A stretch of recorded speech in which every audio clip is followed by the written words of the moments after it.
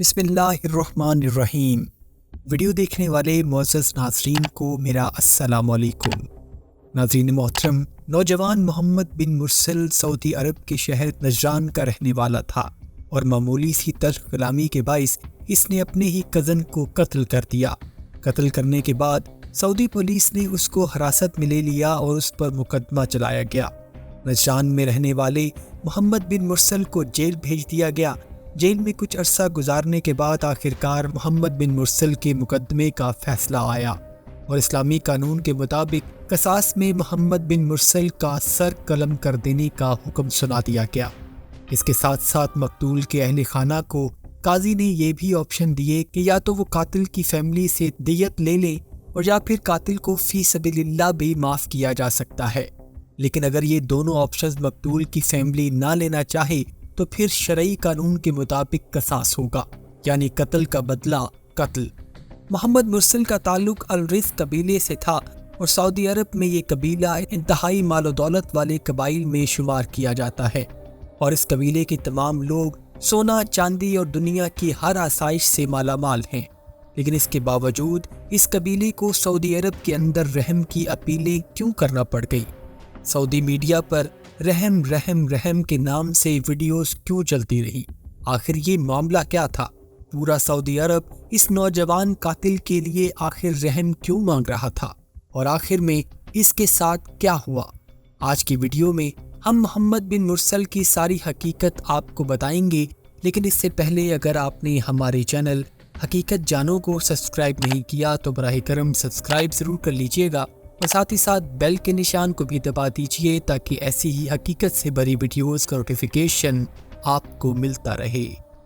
ناظرین محترم، ریاست مدینہ میں قانون کی حکمرانی ہی اس کا صحرا تھا، جہاں انصاف ہی کا بول بالا تھا اور سید دو عالم حضرت محمد صلی اللہ علیہ وآلہ وسلم نے انصاف کے سامنے کسی چیز، کسی تعلق کو آگے نہیں آنے دیا، اور حتیٰ کہ آپ نے ایک عورت کو سزا سناتے وقت یہ الفاظ ارشاد فرمائے کہ خدا کی قسم اگر آج اس کی جگہ میری بیٹی فاطمہ بھی چوری کرتی تو میں اس کے بھی ہاتھ کاٹ دینے کا حکم دیتا۔ محمد بن مرسل نے اپنے کزن کو جب قتل کیا تو عدالت نے قصاص یعنی قتل کے بدلے قتل کی سزا تو سنا دی، لیکن ساتھ ہی لواحقین کے سامنے دو آپشن بھی رکھے کہ یا وہ قتل کے بدلے دیت کا مطالبہ کر سکتے ہیں یا پھر فی سبیل اللہ قاتل کو معاف کر سکتے ہیں۔ ناظرین محترم، محمد بن مرسل کی سزا کا ٹاپک پورے سعودی عرب میں ایسے وائرل ہو گیا کہ جس کو ہر طرف سے کوریج مل رہی تھی اور لوگ اس کیس کے فیصلے کے بارے میں جاننے کی کوشش کر رہے تھے اور اس میں آنے والی ہر پیش رفت کو بغور دیکھ رہے تھے۔ ہوا یہ کہ محمد بن مرسل کے قبیلے کے تمام لوگ، چھوٹے بڑے بچے، مقتول کے دروازے پر پہنچ گئے۔ اس قبیلے کے تمام لوگوں نے اپنے جبے، اپنی ٹوپیاں یعنی کہ عرب کلچر میں جو ان کی عزت تھی ان کو اتار کر مقتول کے ورثاء کے قدموں میں پھینک دیا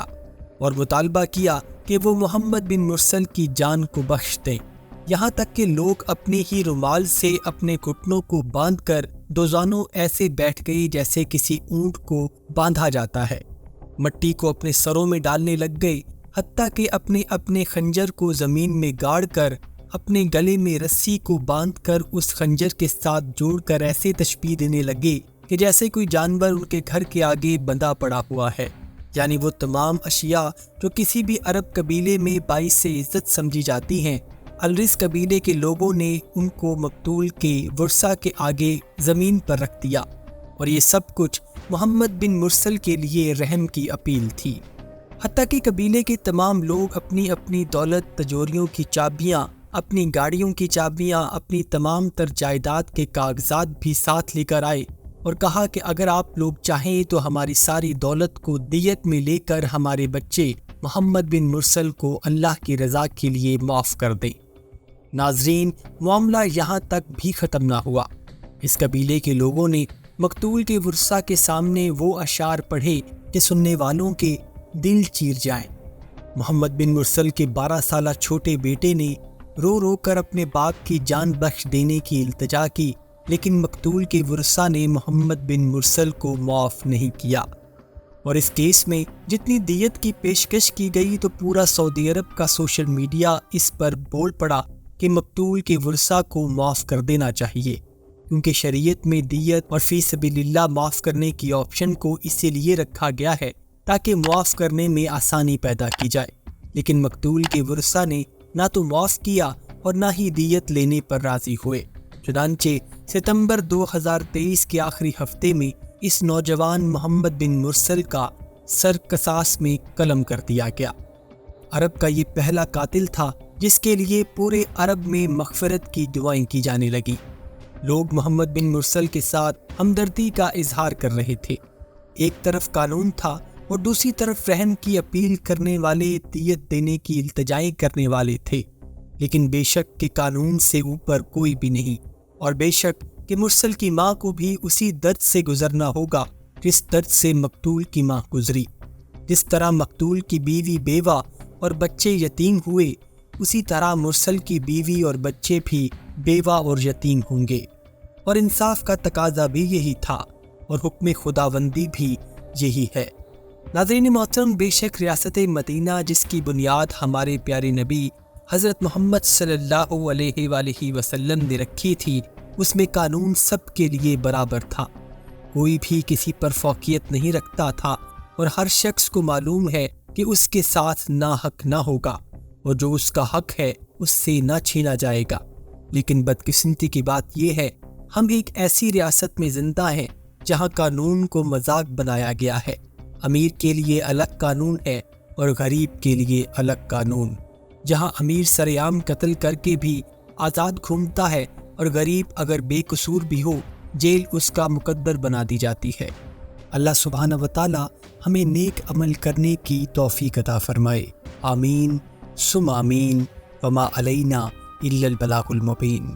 امید ہے ناظرین آج کی ویڈیو آپ کو پسند آئی ہوگی۔ اگر ویڈیو پسند آئی ہے تو ویڈیو کو لائک اور شیئر ضرور کیجیے گا، اور جاتے جاتے چینل کو سبسکرائب کر کے ہماری حوصلہ افزائی بھی کر دیجیے۔ اپنا اور اپنے گھر والوں کا بہت سا خیال رکھیے گا۔